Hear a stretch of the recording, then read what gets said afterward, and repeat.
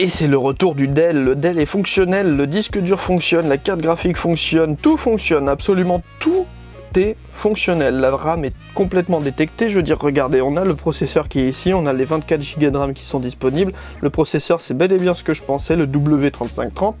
Le disque dur est entièrement fonctionnel, donc vous aviez raison. Et moi j'avais tort. Bon, bref, ça arrive, c'est pas grave. Je n'ai pas réinstallé Windows, j'ai gardé la session Windows sur le disque dur qui était donc là-bas. C'est juste qu'en fait, il n'y a pas de données. Il y en a, mais elles sont inutilisables pour la simple et bonne raison en fait que vu que c'est un ordinateur professionnel, il n'y a pas de données en fait, elles sont stockées sur un réseau que j'ai pas puisque je suis pas dans l'entreprise. J'ai entièrement nettoyé aussi, vous pouvez constater, il n'y a plus de traces dégueulasses dessus. Il est entièrement nettoyé, je pense que j'ai perdu quelques années de vie, étant donné la poussière et l'odeur du truc. Du coup, ce qui va se passer pour le futur de cette machine, c'est que on va peut-être déjà essayer de faire un peu des tests, comme ça déjà de base, mais on va aussi faire en sorte à l'améliorer grandement. Parce que cette carte graphique là-bas derrière, là, cette espèce de truc, c'est une carte graphique Point of View. Point of View n'existe plus depuis 2016. On va mettre le Velociraptor à la retraite pour des raisons évidentes que il est lent et il est vieux.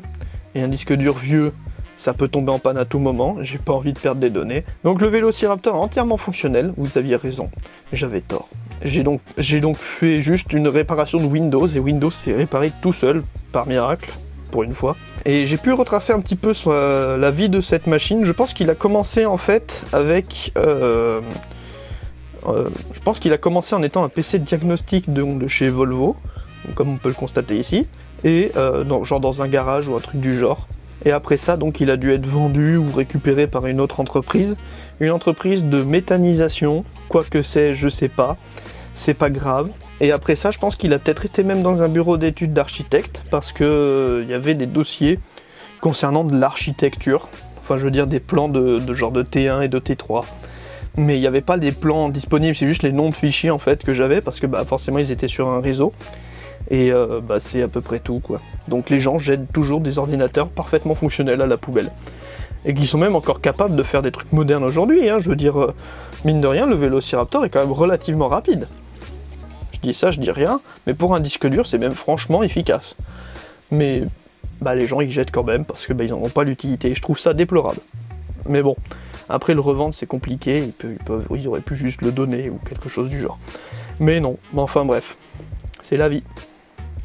Bon, cette vidéo est un peu courte, en plus on est le jour même où je dois uploader une vidéo pour la semaine, donc elle va être un peu courte, je suis désolé, c'est comme ça, parce que j'ai perdu beaucoup de temps à essayer de redémarrer cette machine quand même.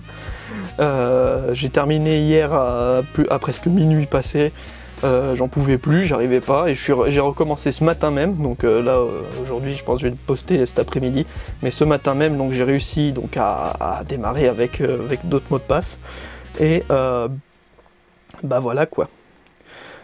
Pour ceux qui se demandent comment j'ai fait pour le mot de passe, non, je n'ai pas utilisé Conboot.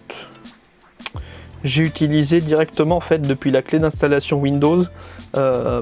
J'ai démarré en root et j'ai changé donc j'ai fait la commande donc NetUser après sur le panneau de démarrage. Et en gros, j'ai juste changé juste pris le nom d'utilisateur, le mot de passe, j'ai mis un nouveau mot de passe et puis c'est à peu près tout. Je ne connaissais pas du tout cette technique et je suis très content de l'avoir connue parce que ça peut beaucoup m'aider.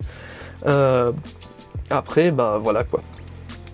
J'espère que cette vidéo vous aura plu, comme elle m'aura plu. N'hésitez pas à vous abonner, à partager la vidéo, à mettre des commentaires si vous avez des commentaires sur cette machine. Et moi je vous dis donc à la prochaine. Et il reviendra assez rapidement, il y a juste que faut que j'achète les pièces pour l'instant. Voilà.